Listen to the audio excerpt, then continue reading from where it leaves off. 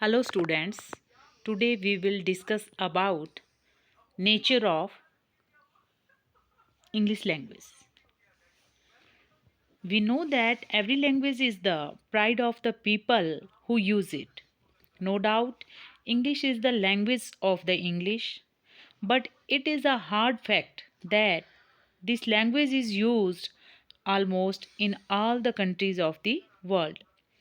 It is an easy means of communication in the international sphere of life. It is the language which can be easily understood in the various parts of the world. So, there are some certain points that make the nature of language clear, which are as follows. First one is language is learnt. तो learning of language जो है वो एक automatic process नहीं है, but it is a behaviour, but not like a behaviour as walking and crawling that comes to child in natural way. Language learns by imitation and practice. Language is not possible without efforts. Language को जो है आप practice और efforts के बिना नहीं सीख सकते हैं, और ये एक बिहेवियर की तरह नहीं है जैसे बच्चा वॉकिंग और क्रॉलिंग करता है, उस बिहेवियर की तरह नहीं है, बल्कि इसको प्रैक्टिस और एफर्ट्स से जो है आप सीख सकते हैं. सेकंड है language is dynamic. Language is not static.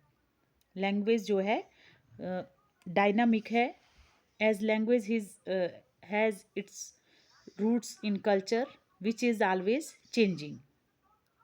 Therefore, we cannot say that what is true today will be true tomorrow. For example, in 16th century, the letter K was sounded in the words no, knife and knowledge. But now it is considered funny if the same K is sounded.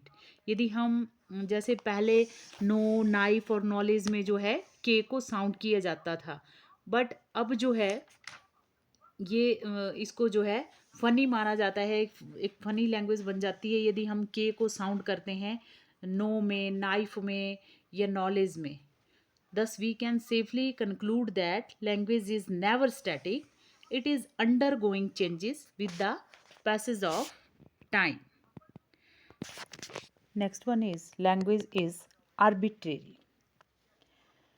System of language is arbitrary.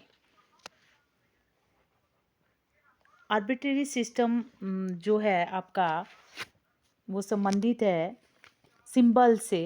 We mean that there is no visual relationship between the language and the object for which it stands. For example, a man is called man traditionally. There is no visual similarity between the symbol man and the actual man. We have not named it so on the basis of some logic or scientific principles. Next है हमारे पास language is for communication. Communication is one of the commonest fundamental act of society. People very much in common in their understanding of language they use.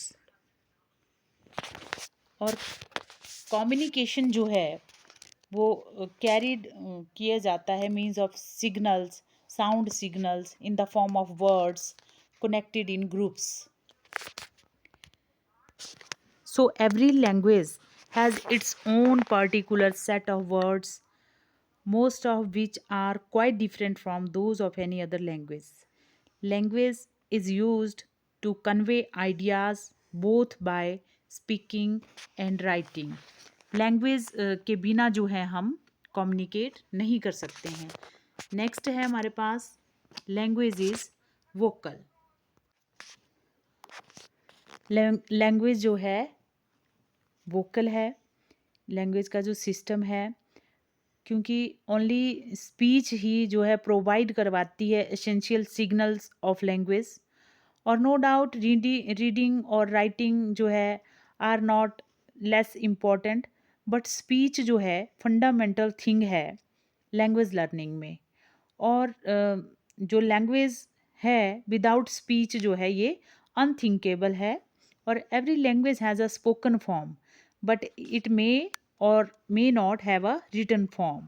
सो ये fact जो है emphasis करता है importance of speech के बारे में in the learning of English.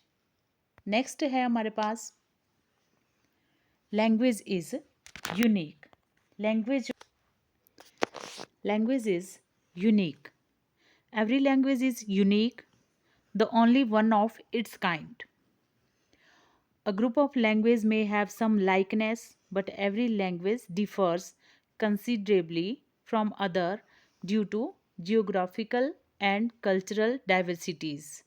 और जो लैंग्वेज है वो डिफर होती है, words, sounds and structures, every language has different. The grammar which is true for Latin may not be true for French. Language is universal. Language is universal. कोई भी language है जिसको नेशनल लेवल पर पहचान मिली होती है वह कहीं ना कहीं यूनिवर्सल हो जाती है। जैसे बहुत से देशों में हिंदी बोली जाती है तो उनके लिए हिंदी यूनिवर्सल लैंग्वेज है, क्योंकि हिंदी की भी अपनी पहचान है। Language is heterogeneous in nature. Language जो है अपने आप में मिक्सर है सभी लैंग्वेजेस का। मान लो इंग्लिश ही ले लो जो ग्रीक लैंग्वेज से रिलेटेड है, लेकिन बहुत से वर्ड्स जो है इंग्लिश लैंग्वेज में लैटिन से भी लिए गए हैं। Language is idiolect. Language is different for every individual. For example मान लो एक ही लैंग्वेज को यदि मैं बोल रही हूँ, उसी लैंग्वेज को आप बोल रहे हैं, तब उस लैंग्वेज को हम सेम वे में नहीं बोल सकते। हमारे थॉट्स, एक्सप्रेशन और वे ऑफ थिंकिंग अलग अलग हो जाएंगे, और अलग होने के कारण दो लोगों की जो लैंग्वेज है उसको एक्सप्रेस करने का तरीका भी अलग हो जाता है। इसीलिए लैंग्वेज को इडियोलेक्ट बोला गया है। Last one is language is a system. Language is a system. A system is a complex whole. It is a set of connected parts of things. For example, जैसे हमारी बॉडी का जो सिस्टम है वो कॉम्प्लेक्स है, ठीक है। It has many different organ. हमारी बॉडी में डिफरेंट ऑर्गन है through which it function. Its various organ जो है जैसे such as heart, lungs, brain, ears, eyes etcetera, ये सारे इंटरकोनेक्टेड हैं and work in coordination and keep the bodily system alive and healthy.